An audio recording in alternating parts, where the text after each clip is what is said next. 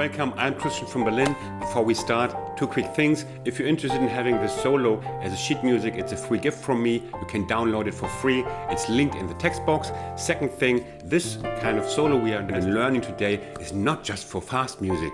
It's also brilliant for slow songs. Just keep watching. Now let's go. Enjoy.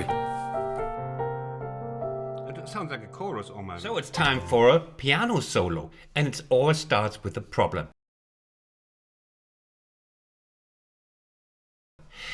Let's imagine we have a setting with a band behind you, a drummer, a bass player, a guitarist maybe, and then you want to play a solo. But the problem is the acoustic energy of a piano sound is really low. It just ranges maybe behind a triangle and the cello. If you're playing solo piano, none of these problems arise because your accompanying band is your left hand and you can play as low volume as you like and the single note will get through. So that is not the issue here. But in general speaking, we have to get through. How can we do this? Where first, of course, that is very much done, is the sound engineer is pushing the frequencies of the piano, the typical frequencies around 1-2 kilohertz up so that the sound gets through. That is done in all pop music with a piano sound. Okay, we don't want to do that. The second thing is we play high. Yes, that's for a start. If there's a band and you want to play a solo, you got to play it high. Here's more energy. But also, the higher we get, the thinner the sound of the single note becomes. Then we need a second note to get through. It's just getting too thin here. So, okay, we play high and we need more notes. Of course, the note that is very often taken is the octave. Like...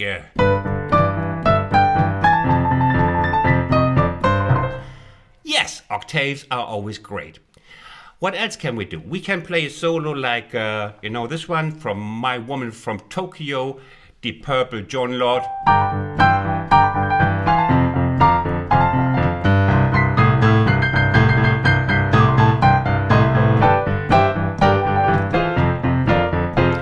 Yes, like basically the whole chord with the doubled octaves, we double a lot. And then with bluesy clash notes, also like what we have here is it very typical the fifth here and the octave. So that's very harsh. That's very harsh. Great sound for solo, and with blue notes being played in a clashy fashion. And you really gotta hammer this, and then you're also getting through. And this is great for rock music, which is very often, we're only talking about, rough stereotypes here, more blues oriented. So you can use the blue note and yeah, that's great and clashy. So that's another department, and playing the full Monty here.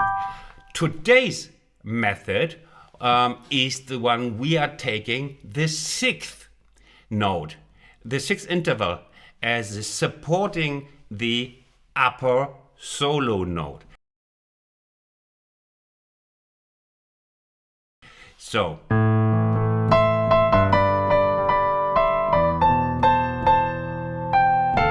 and you will see he's doing this throughout the whole solo. That's basically the theme of his solo. The sound of his solo is determined by the sixth interval.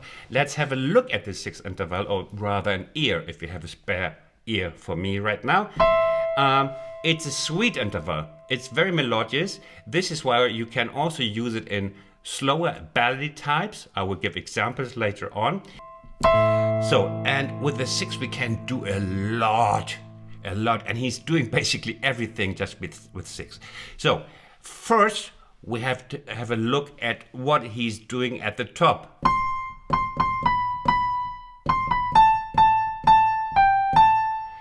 So there is a little piece of melody on top. It's not really like rocket science. And this is already like the trademark of a good pop piano solo, pop style. I think you rather say pop style piano solo, right?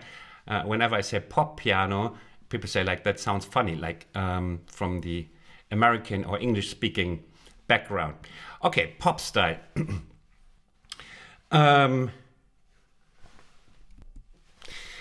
That you have a little nice motive. And the art is to have a nice little motive that is not like completely interchangeable, like arbitrary. Good pop music is having motives, melodies, ideas that the mass of the people, it's popular music, can follow without being boring or generic, interchangeable, you know? Yeah. So let's have a look at this one. This is why this is a great example. Everybody recognizes this, but would you have come up with this? I don't know. I wouldn't.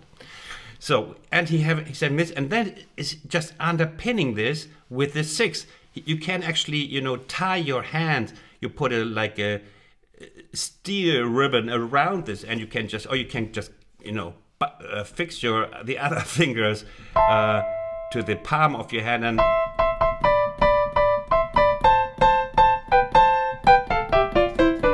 Can you see what I'm doing?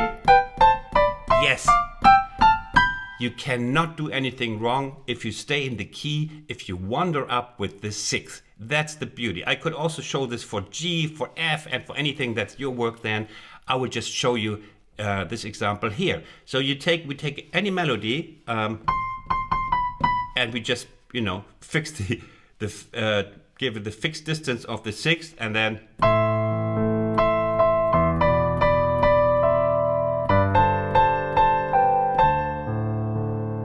And then, but he repeats that, and then his idea is his extension of the motive.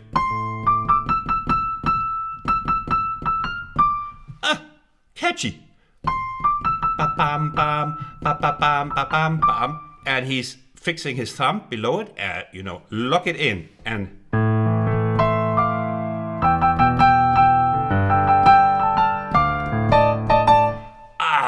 What is he doing here? Yes, here he's giving a bit of the blues power I mentioned in the beginning. You know, he's having the 6. As I said, it's locked. It's always the same.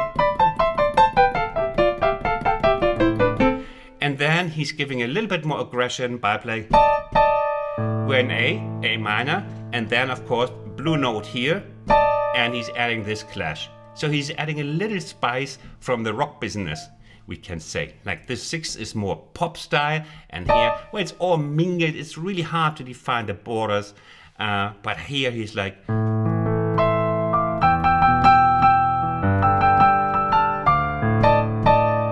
And he's playing that note like together, really clashy.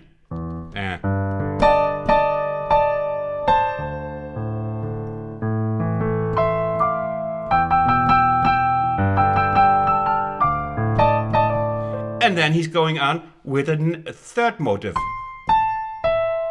With the triplets feeling.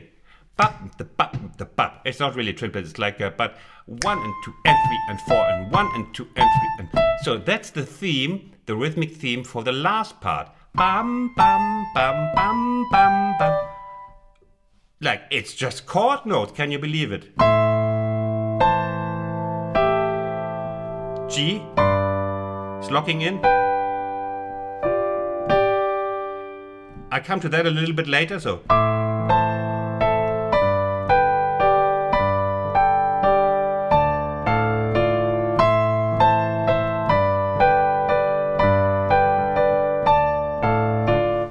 And finished.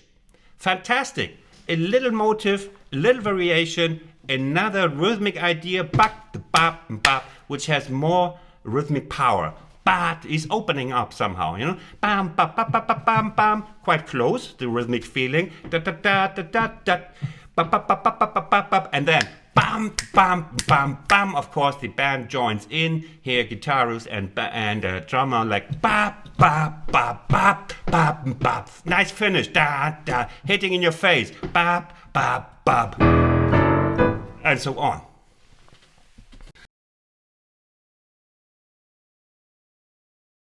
Now it's time we use it for our own purposes. And let's just assume we have a very simple but very common chord progression. We have G, and we have F, and we have C. So it's my time for a solo. And let's invent just a little motif. Can't be anything, I'm not a genius, but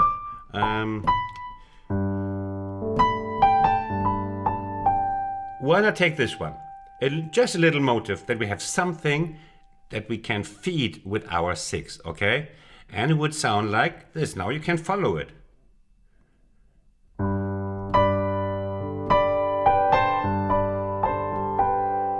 Here.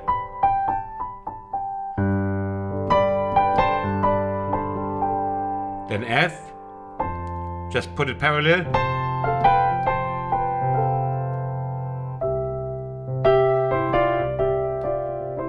And then you put one of my fills. Go to my fills tutorials. They're full of these fills. And just like he did his, and then he did this, he did a little extra fill in between, interrupting his sticks system. We can do as well in empty spaces. We just put a little fill and immediately we get a professional sound. Okay.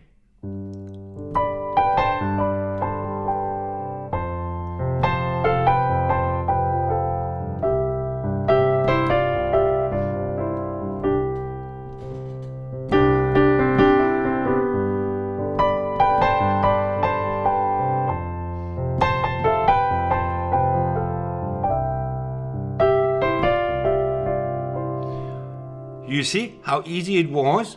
Just a little bit of that, a little bit of motive, the 600, a little bit of expression, and one fill in the middle, and we have a great solo. Let's try something else.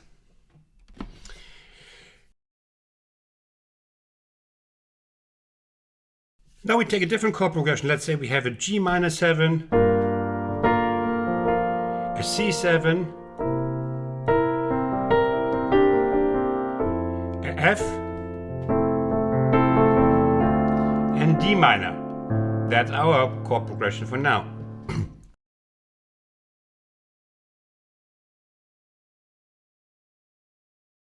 Prepare it a little.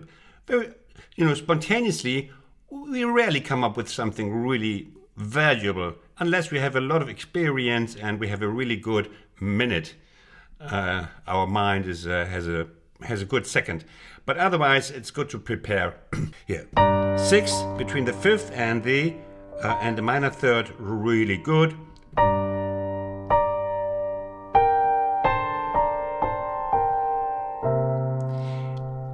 And here, I use something that is not a 6. So here's already another rule for you. The 6 can be the central idea, but if it fits the music, the rest is not forbidden. There's no prohibition of 4ths or 3rds, or as well as we can play a fill. But it gives it a general safety to build up this thing, like. And now you have the C7, and I want this. I could play it like, I could also play it here, but in this case, I can, of course, it's music. Hey, we are not like, I don't know, military officers having to obey the rules blindly. So here I have the C7, the 7, and it sounds good. Okay, let's do it again.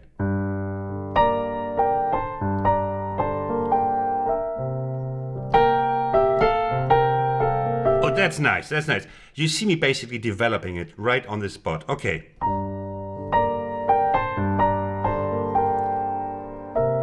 And then we have the 6. We are in C7 now, and we can, of course, use the 7 also for our 6 method. Between the 7 and the 5th of C, we have a 6. We are always swapping anyway between minor 6 and major 6. This is a minor 6. I just said 6. I didn't say which one, okay? This is a major 6, okay? It's 6 in general, minor and major 6. So, ooh.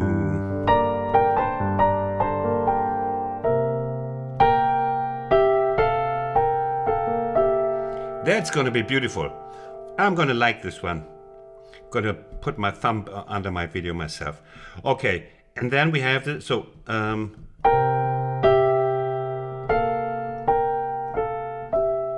then we have the F.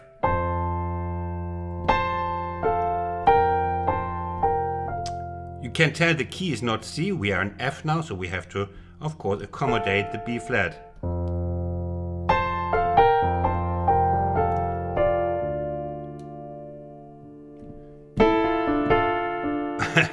Phil. Oh, it's gonna be a nice solo. Somebody has to write a song for that solo.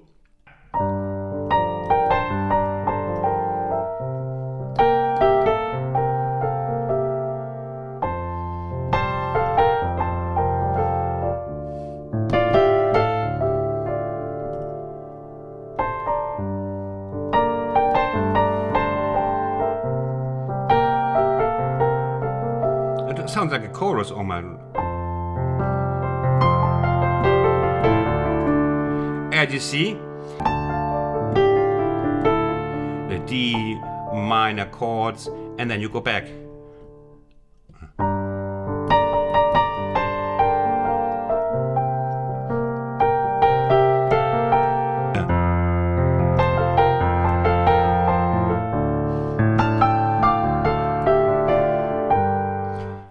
Now come on, this is good stuff. It's pure chance. I had a good second. Now I hope this lesson was useful for you, that you learned a lot. If you liked it, please leave me a thumbs up. Helps me a lot, helps my channel a lot. I say thanks for watching. Bye bye from Berlin. Take care. Stay safe.